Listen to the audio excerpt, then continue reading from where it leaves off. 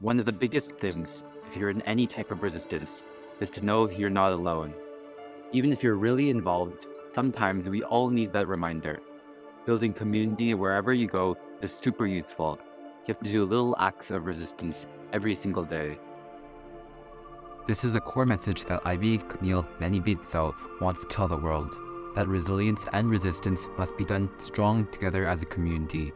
As a powerful Indigenous woman advocating against resource colonization, Menibitso uses her voice to spread the stories of not just her Navajo community, but Indigenous communities from all across the globe.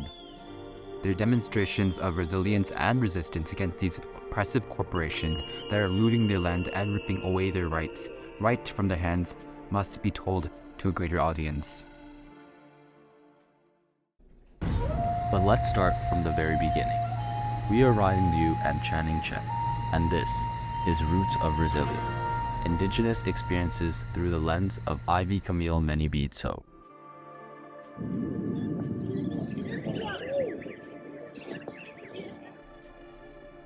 Throughout the course of history, there are countless artists creating change through filmmaking, and Ivy Camille Menibitso is among them.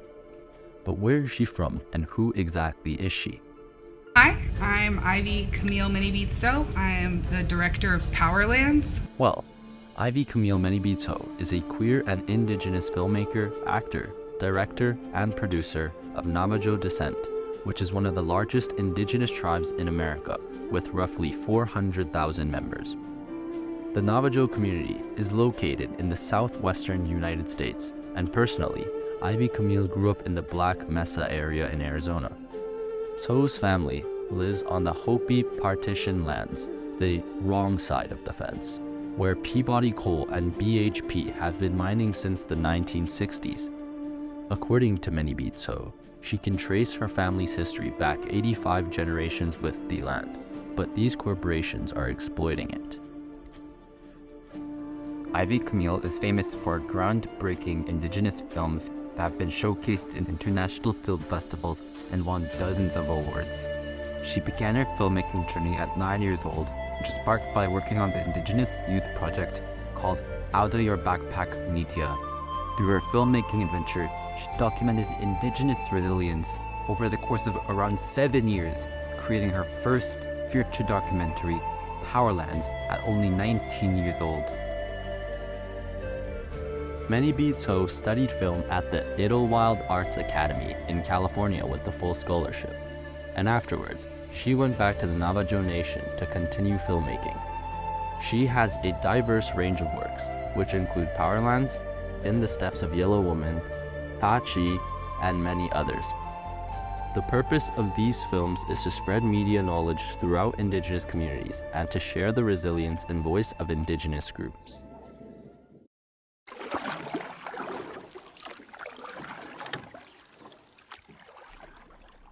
We know that Ivy Camille Menibitso is an influential artist, but what exactly is Ivy Camille capturing through camera? What are they saying about Indigenous resilience? Well, let's look into her works to uncover the answer. At the ripe age of 19, she started working on her first feature-length documentary, Powerlands, which was created by conducting research, visiting Indigenous communities from all across the world. She visited rural Colombia, seeing powerful resilience in the La Guajira region. She went to the Tampacan region of the Philippines, the Tehuantepec Isthmus of Mexico, and Standing Rock, to interview Indigenous peoples from these respective regions, which all face the same struggle as the Navajo: resource colonization and corporations destroying their ancestral homeland and environment for monetary greed. In each case, she meets Indigenous women leading the struggle against the same corporations that are causing displacement and environmental catastrophe in her own home. Inspired by these women, Ivy Camille brings home the lessons from these struggles to the Navajo Nation. Through this film, she showcases the voices of many Indigenous communities, all united by the impacts of colonialism, and brings awareness to the pollution, suffering, conflict, and loss of the Indigenous people. The film is a demonstration of resilience, that these communities won't be crushed by the fist of corporations and will recover and resist. Here is an excerpt of Powerland's And trailer. let's roll the trailer.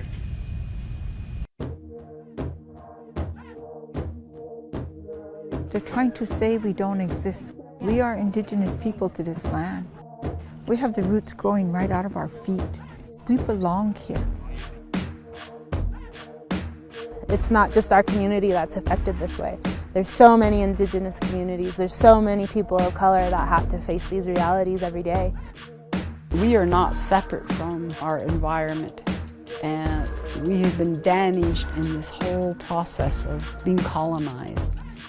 We show up to action with just ourselves, with our prayers, with our voices, and that's power. That's the power that makes them shiver in their little SWAT gear. You put our backs against the wall, we put one foot in front of the other, and we face the storm like our brothers the buffalo. We face the storm. We are not backing down ever again.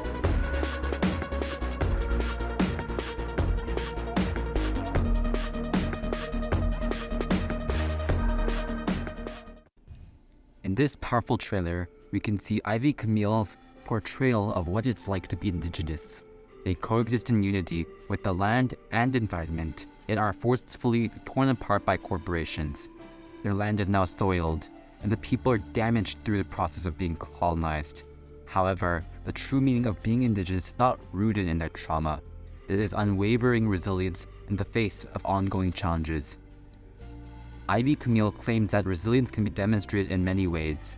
Some ways include cultural reclamation, taking charge of energy, or militant forms of peaceful resistance. For example, in Standing Rock, there are pipeline protests, and in the Zapotec community, there has been resistance against the wind farm mega projects for many years. It's not true that wind projects bring benefits, and people realized that, and they decided to fight back with a resounding no. In Mindanao in the Philippines, they forced out Glencore's copper mine, and the Aosaka community is making their own wind farm for the community that's held up to higher standards to provide power to their people. These communities are not only withstanding this adversity, but recovering from it and fighting against it. Her films themselves are a strong example of resilience. She says that the most important thing about the film is to know that it's for Indigenous people, by Indigenous people, and it's about showing this global scale. She says that having films like Powerlands tells Indigenous communities that they're not alone in resilience, and to keep on resisting and telling their stories. But are there any other examples of resilience? Well, she says that a simple way to demonstrate resilience is by practicing cultural revitalization. Preserving the culture and heritage is critical as these corporations want to get rid of Indigenous ways of life and eradicate the culture. She says that some ways are by going to hear others talk about stories and lessons, learning how to cook traditional foods and make traditional clothing, as well as learning how to make traditional tools. Keeping the cultures intact from colonization is the first step towards resilience and staying strong against adversity. Listening to elder stories is especially important, as every time an elder dies, their entire lifeline of stories and everything else dies with them. The more people who listen to these stories means stronger cultural revitalization and resilience. But ultimately, Ivy Camille Menibid-So says resilience is done as a community. She says that this community really is incredible.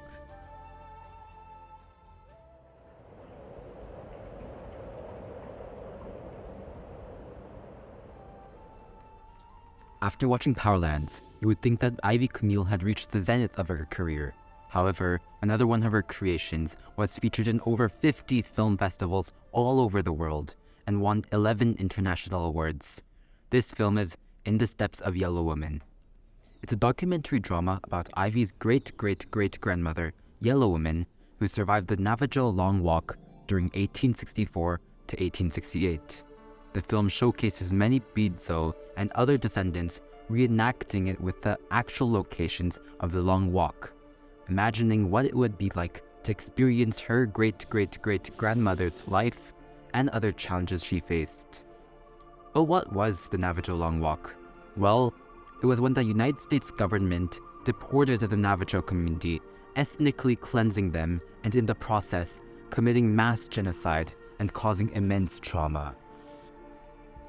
10,000 Navajo people were forced to walk 450 miles for 18 days in both the cold and heat, from Arizona all the way to a reservation called Bosque Redondo in New Mexico, where the conditions were incredibly difficult and overall overcrowded. Some drowned and some were shot on the journey, with roughly 200 deaths.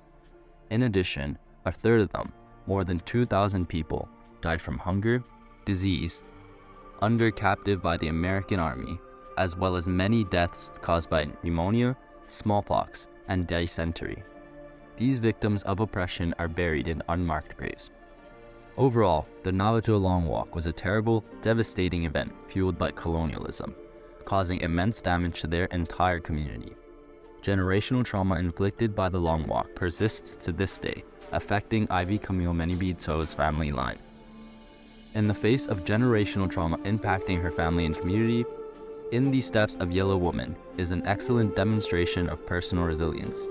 She finds her own strengths by making a documentary about her grandmother and their ancestral history, following the footsteps of her strong ancestor, Yellow Woman. She learns about her history from her grandmother, preserving her family's oral history through cultural revitalization. She says that it's a testament to the courage and fortitude of the Navajo people who endured the Long Walk and the cruel imprisonment at Fort Summer.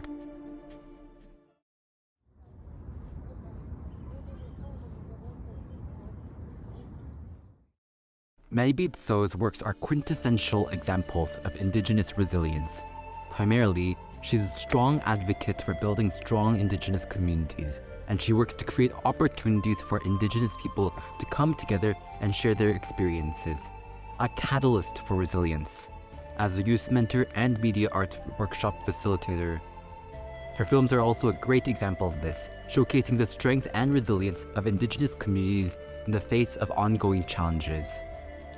Ivy Camille Menibidso recognizes and raises awareness about issues affecting Indigenous communities, with her work demonstrating the importance of standing up against systematic injustices and fighting for a better future.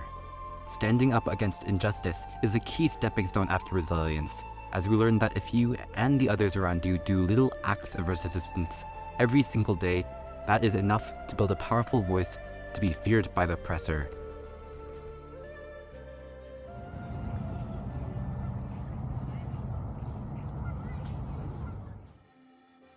So Ryan, why did we choose to tell the story of award-winning filmmaker Ivy Camille Menibidso?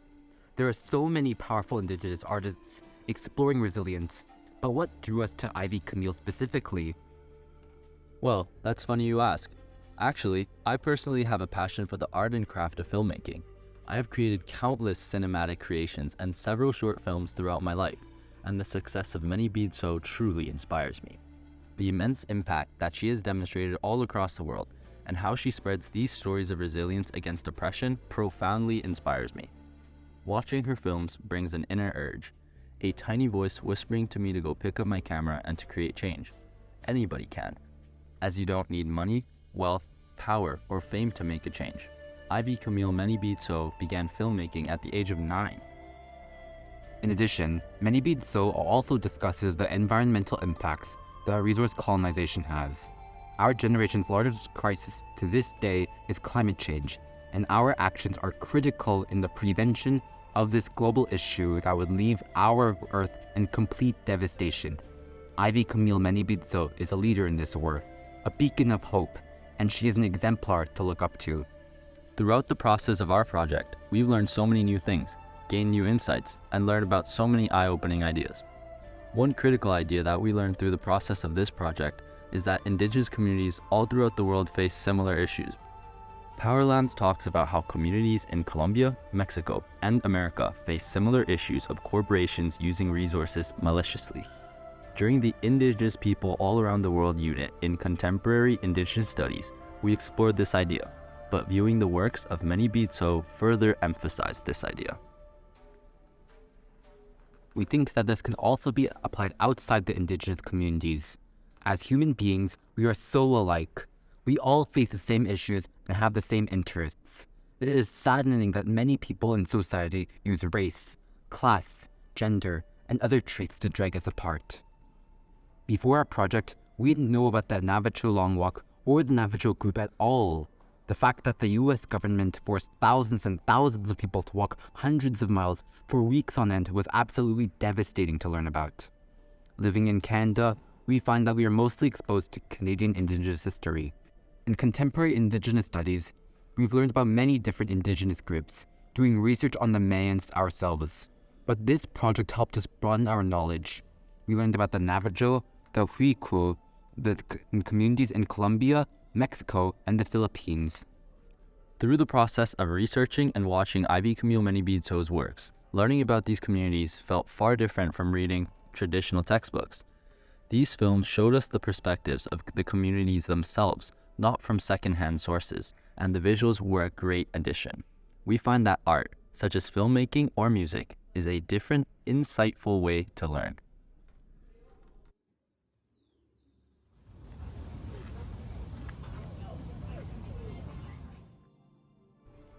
Ivy Camille Many-Beatso demonstrates resilience by expressing her ideas all through a simple cinematic camera and creating an impact on our society. In Powerlands, through her lens, she is able to capture the roots of Indigenous resilience all throughout the world, whether it's her Navajo home, Colombia, or Mexico. Ivy Camille Many-Beatso says, "I was born into the resistance. I come from the resistance. So that's what I've always grown up knowing." She comes from the Navajo Indigenous community, which has demonstrated immense resilience throughout the centuries, coming back from the adversity they've gone through. The 1864 ethnic cleansing and deportation they've fought through, the resource colonization they've withstood, and the oppression they faced are all key examples of the roots of resilience that Ivy was born into and came from. Trees are powerful symbols of strength, individuality, and expression. Each chapter in our project is symbolized by different parts of a tree, with the roots, the trunk, the branches, the leaves, the crown, and the fruit playing different roles in our short film. Ivy and her work stand strong and tall, just like a tree, helping others withstand the adversity and the suffering they face through colonialism. But resilience is the most important part in staying irrepressible, the same as how roots hold a tree in the ground to stand strong. To remain resilient is the role of the roots. And this is Roots of Resilience.